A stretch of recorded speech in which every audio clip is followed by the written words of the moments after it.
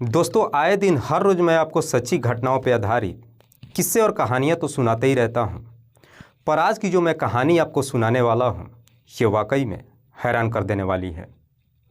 ज़रा सोच करके देखिए कि जिन सत्ता पार्टियों के हाथ में अपने देश को चलाने या समाज को सुरक्षा देने के लिए देते हैं, अगर वही लोग हमारे साथ छल करें, आपको कैसा लगेगा।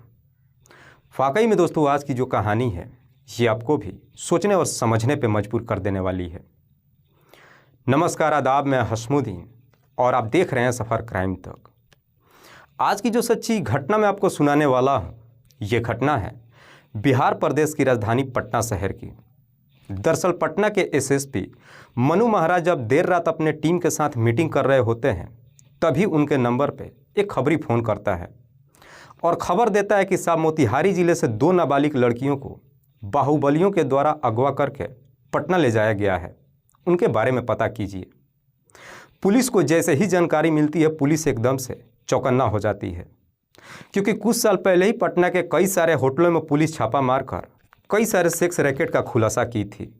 पुलिस को जैसे ही सूचना मिलती है, पुलिस उसी रात को पटना के तमाम होटलों में छापा मारना शुरू कर देती है।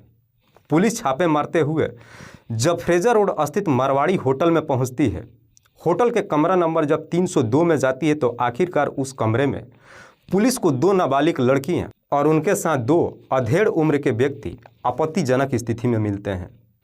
पुलिस इन चारों को अपने कस्टडी में लेकर थाने में पहुंच जाती है, जिनमें से एक का नाम है मोहन श्रीवास्तव और दूसरे का नाम है अजय कुमार।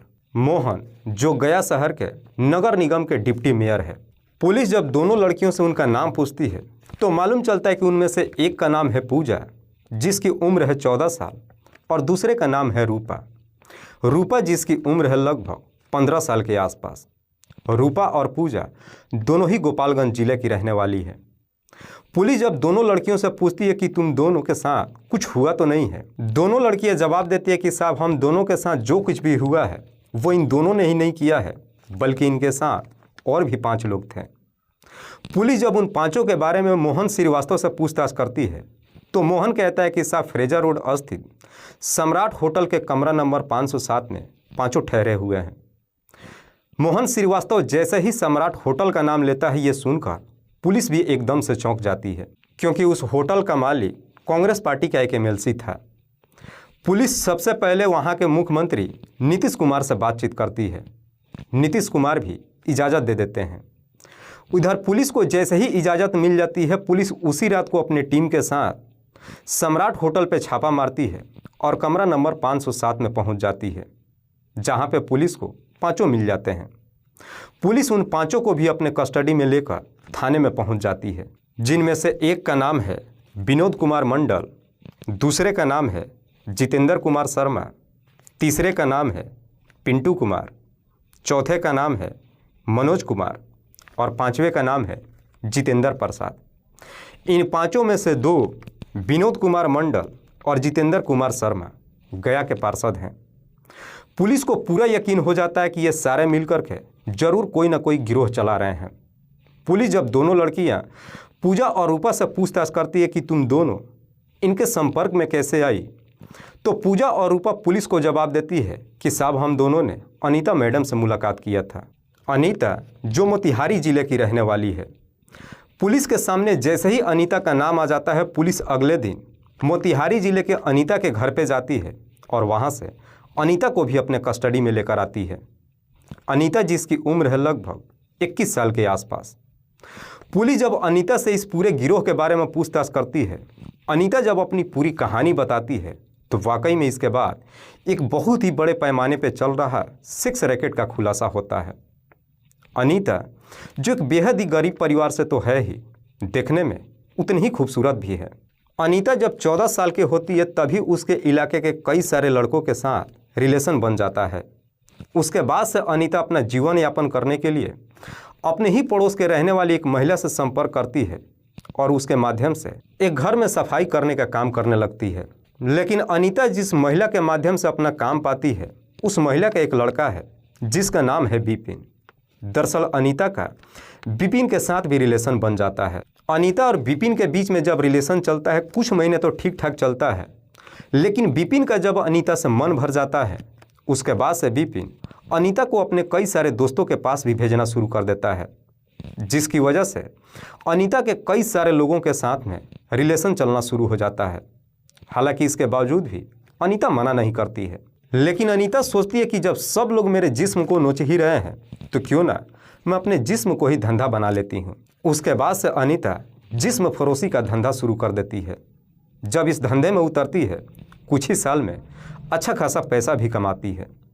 अनीता के पास जब मोटी रकम हो जाती है, उसके बाद से अनीता हरियाणा प्रदेश का रहने वाला एक व्यक्ति से शादी कर लेती है।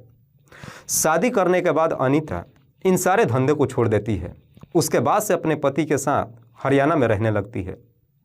लेकिन अनीता जब अपने पति के साथ कुछ महीने का समय गुजरती है, उसके अपने पति के साथ भी नहीं बनता है और आखिरकार कुछ ही महीने के बाद अनीता अपने पति से अलग हो जाती है। अनीता अपने पति से अलग होने के बाद फिर से वापस अपने घर पे आती है और फिर से अपना जीवन यापन करने के लिए एक संस्था ज्वाइन करती है। दरअसल उस संस्था में जितनी भी महिलाएं होती है, गांव-गांव में घूम करके एड्स के बारे में महिलाओं को जागरूक करती है। अनीता जब इस संस्था को ज्वाइन करती है, काफ़ी मेहनत तो करती है, लेकिन अनीता को कुछ खास पैसे नहीं मिलता है। इसलिए अनीता उस संस्था को छोड़ देती है और फिर से अपने जीवन को बेहतर तरीके से जीने के लिए अपने पुराने धंधे को ही शुरू कर देती है। लेकिन इस बार अनीता जब अपने पुराने धंधे की शुरुआत करती है, तो इस धंधे में उन्हीं सारी लड़कियों को टारगेट करना शुरू कर देती है जो लड़कियां इस संस्था में काम करती है। दरअसल अनीता गांव देहात के उन लड़कियों को अपने पास काम दिलाने के नाम पर बुलाती है और उन्हें कम समय में ज़्यादा पैसे दिलाने का लालच देती है और अपने धंधे में उतार देती है। हालांकि कुछ लड़कियां अनीता की तो बात मान जाती है, पर कुछ लड़कियां जब अनीता की बात नहीं मानती है, वो कैसे भी उनके साथ चाल चल करके अपने धंधे में उतार लेती है।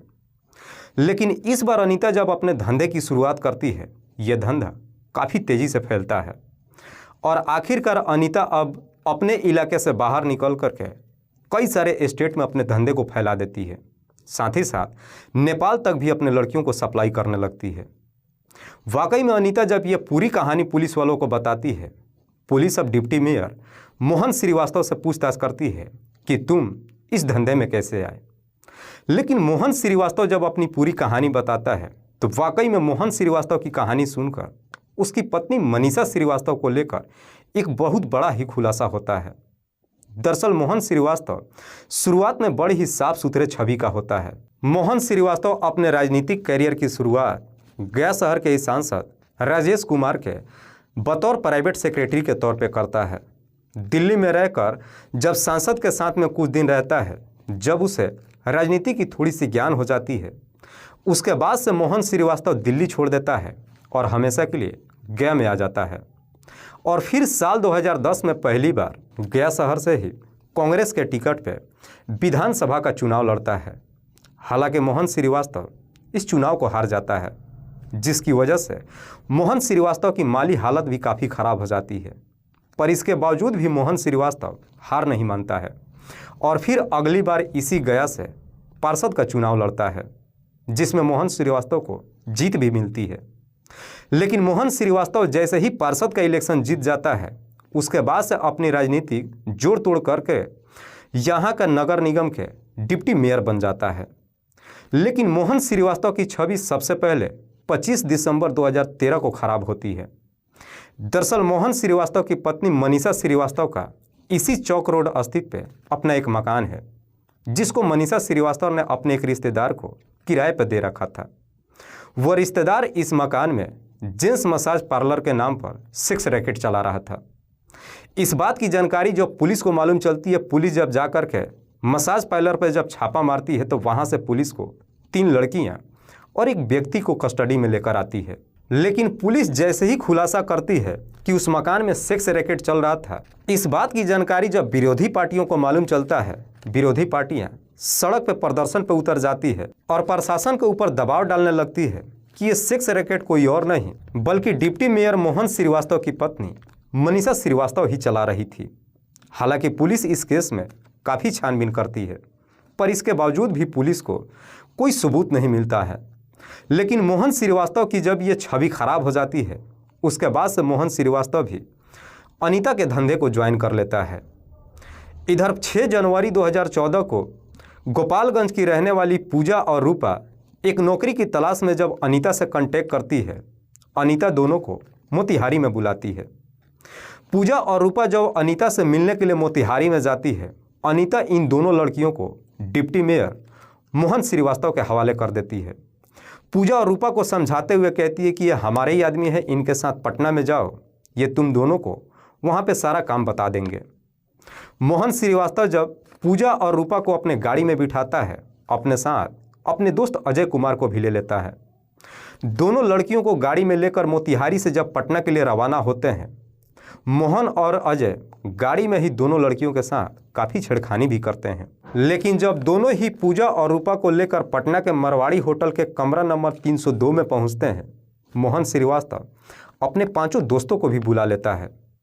उसके बाद से कमरा नंबर 302 के अंदर ये 7 मिलकर पूजा और रूपा के साथ बारी बारी से दुष्कर्म भी करते हैं।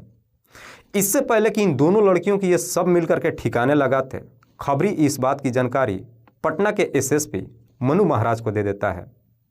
वाकई में पुलिस जब इस गिरोह का पर्दाफाश करती है, उसके बाद से पुलिस इन तमाम लोगों को अपने कस्टडी में लेकर और इन सब पे सामूहिक दुष्कर्म के मामले में मुकदमा दर्ज करती है और सबको जेल भेज देती है।